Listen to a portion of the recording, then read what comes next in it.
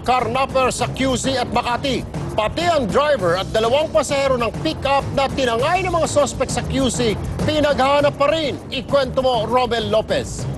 Tumangging magpakita ng muka ang driver na nagpakilalang si Jonathan nang makausap ng News 5. Takot daw siyang balikan ng mga karnaper na tumangay sa minamaneho niyang SUV kaninang umaga. Kwento ni Jonathan, hinihintay niya ang mga anak ng amo sa tapat ng kanilang bahay sa barangay Palanan sa Makati para maghatid sa eskwela. Maya-maya pa, nilapitan na raw siya ng dalawang armadong lalaki. Nandun na po ako sa loob ng sasakyan. Pag upo ko pa lang yun na, tinutukan na ako dito. Nang makuha ang susi, agad sumibat ang mga sospek, tangay ang 2010 model na Mitsubishi Montero. Hindi niya namukha ng mga lalaki dahil nakatakip ang kanilang mga muka. Kahapon din, isang Mitsubishi Strada ang tinangay ng mga karnaper sa isang residential compound sa Baisa, QC. Kwento ng nakakitang si Ana, pumarada ang ilang lalaki sa kanilang lugar at nang lumabas ang pick-up para maghatid ng mga estudyante, dito na kumilos ang mga kawatan. Binuntutan siya, tapos linampasan ng motor dyan yung estrada na. Tapos narinig ko na lang na sumigaw baba. Kwento pa ng isang testigo, nasa 7 lalaking tumangay sa pick-up. Mabilis mo po sa tumakas. Tinutukan po siya ng baril. Tinutukan ng baril? Opo, sa ulo. Sino? Yung dalawang bata po, tsaka yung driver. Sinipa po yung driver. Tapos? Kasama sa tinangay ng mga sospek, ang driver at dalawang estudyanteng sakay niya. I would like to announce that we are treating this initially as a missing person. We are trying to reach the parents of these two guys. However, as of this time, they are unreachable. Ipapatawag na ng NCRPO ang hepe ng Quezon City at Southern Police District para magpaliwanag sa sunod-sunod na kaso ng carnapping sa Metro Manila. Hindi ito pwedeng madaliin. No? Kaya nga humihingi kami ng pangunawa kasi kapag kasi merong investigasyon na haphazard ang pagkakagawa or done in haste, baka hindi mo matumbok yung tamang grupo. Romel Lopez, News 5. Usapang carnapping pa rin. Nag-iimbestiga na sa sariling bakuran ng LTO para matukoy kung sino-sinong opisyal ang sangkot sa malawakang operasyon ng mga carnap syndicate. Kasabay niyan, nabisto ng mga police QC ang modus ng isang carnapping group. Pakikwento, Erica Tapalya. 3 nakaw umanong taxi ang narecover ng mga pulis mula sa isang talyer sa QC.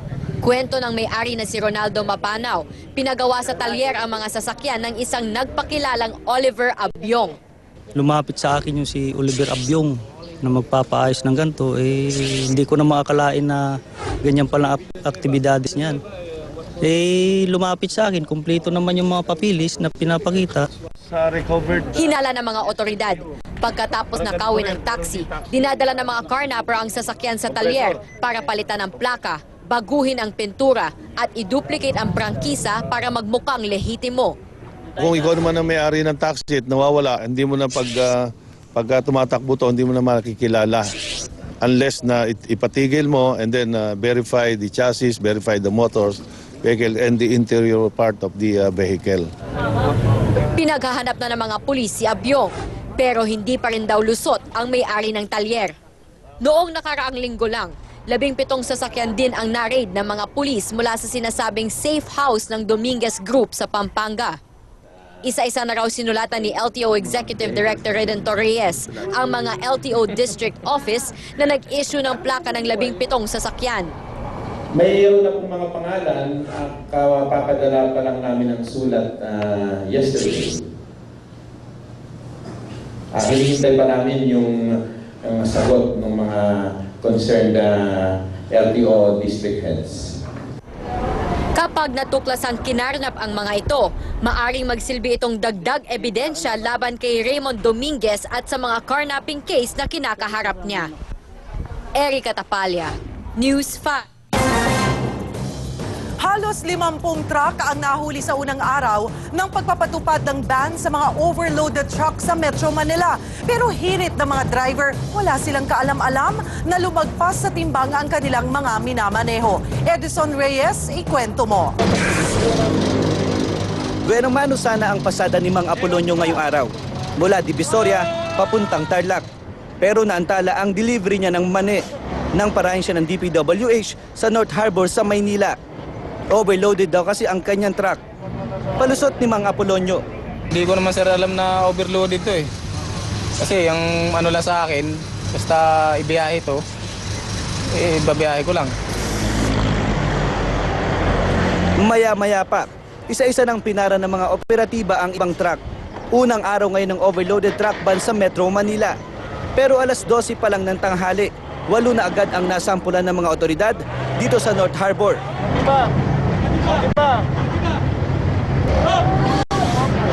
Ayon sa batas, hanggang 13.5 tonelada lang ang dapat na ikarga ng truck. Kung ang DPWH ang tatanungin, susi ang anti-overloading campaign tungo sa maayos at matuwid na daan. Pero umpisa pa lang ng kanilang programa, umaangal na agad ang mga driver. Apektado daw nito ang sanay kanilang kita para sa kanilang pamilya. Kasama sa mga nahuli si Mang Jojo. Dagdag sakit sa ulo raw ito, lalo pat may 4 na anak siyang pinag-aaral. Bukod kasi sa pagbaklas sa mga plaka ng truck at pagkuha ng lisensya, pinagbumulta rin ang mga driver sa LTO. Apektado talaga. Ngayon to, may inang biyahe ngayon, inventory. Tapos nagkaganito ba? Agawa, huli. Pero nanindigan ang DPWH. Imbis na magreklamo, dapat sumunod na lang ang mga driver. Dahil sa ban, makakatipid ang gobyerno ng 30 bilyong piso kada taon na nagagasto sa pagpapagawa ng mga sirang kalsada. We will strictly enforce what is in the law. Pag maayos yung kalye and it is safe to the public. Eris Orez, News 5.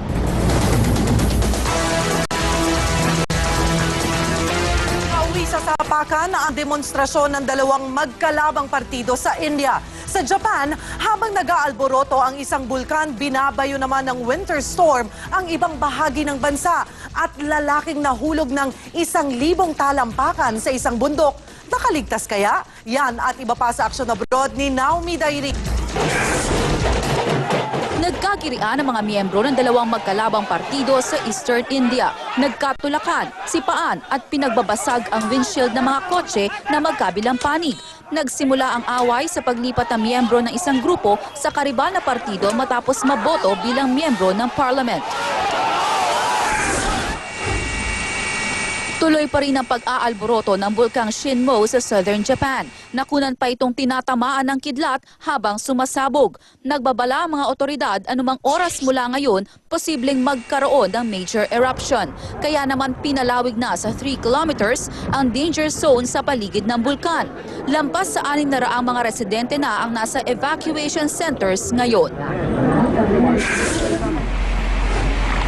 Sobrang kapal na snow naman ang masasaksihan sa Central West Coast sa Japan.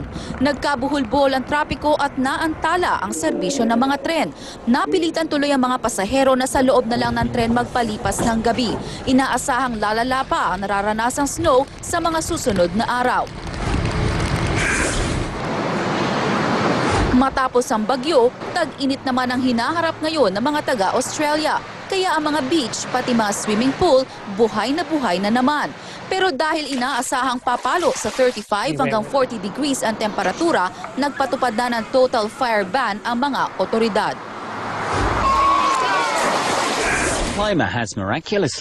Galos lang sa mukha ang inabot ng mountaineer na ito matapos siyang mahulog mula sa bundok na ito sa taas na 1,000 feet. Nagkamali raw siya ng tapak habang paakyat kaya siya dumulas at dumausdos pababa. To the rescue naman ang mga otoridad, pero laking gulat nila na makitang palakad-lakad pa ang lalaki sa paanan ng bundok. Naomi Dairi, News 5.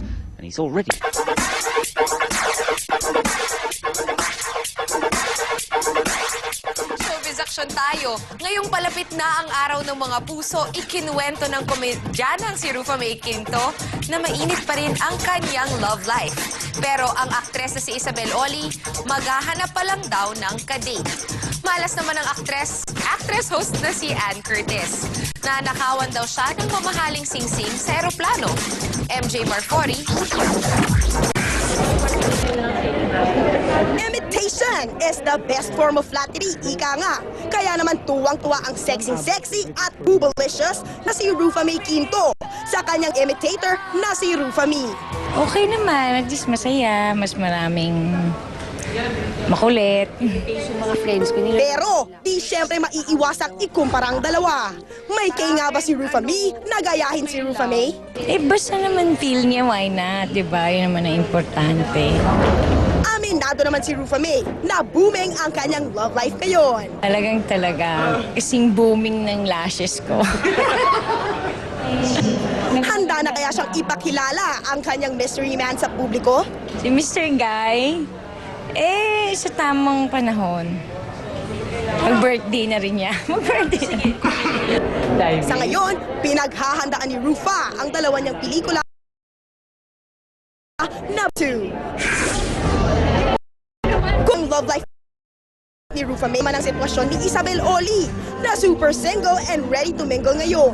2 years na raw kasi siyang solo flight. Wala. Dating lang dati. Pero ngayon wala. Nakakalungkot daw dahil hindi nato kanyang pangarap na ikasal na sa edad pa lang na 25. Nako, dati sinabi ko talaga pag 25 na, 28 na, parang wala pa rin. Better kaya si Isabel na mauunahan pa siya ng kanyang ex na si Marco Alcaraz, kasal sa girlfriend na si Precious Lara Kigaman sa 2012. Wow, I'm happy.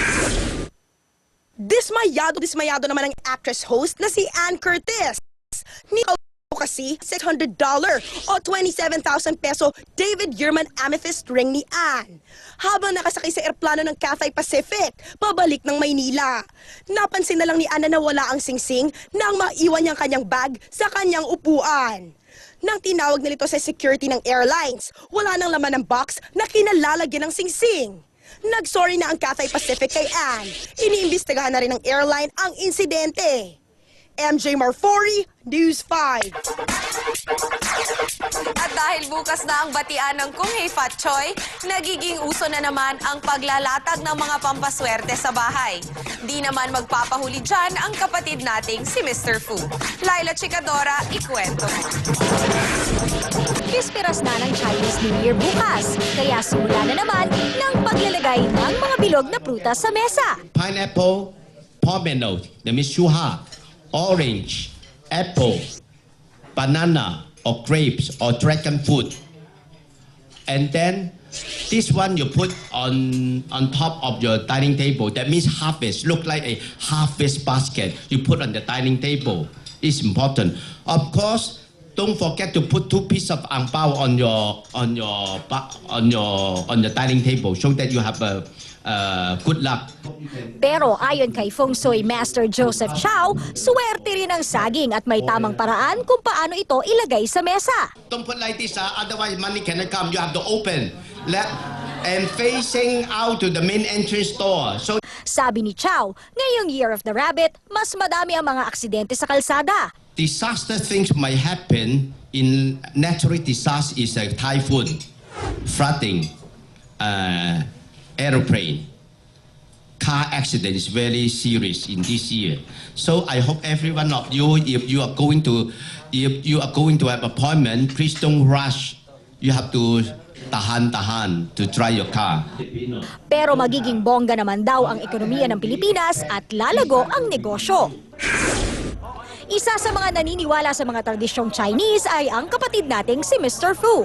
Kahit tunog Chinese ang pangalan, isang Pinoy si Mr. Fu pero Chinese at heart. Dumarayo pa nga siya sa Binondo para makiselebrate. May ay punta ako doon, halata ba? O ayan, may mga charms ako. So may suki ako doon, tinatanong ko kung anong dapat na mga charms, ganyan. Pero hindi man ako addict, pero naniniwala kasi ako sa Feng Shui.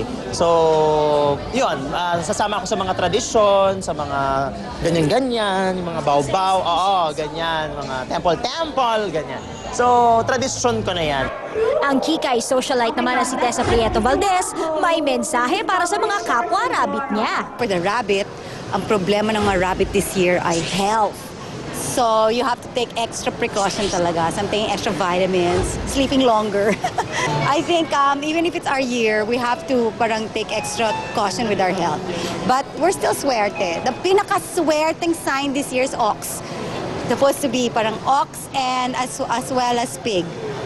And then dragon is also just a swerte.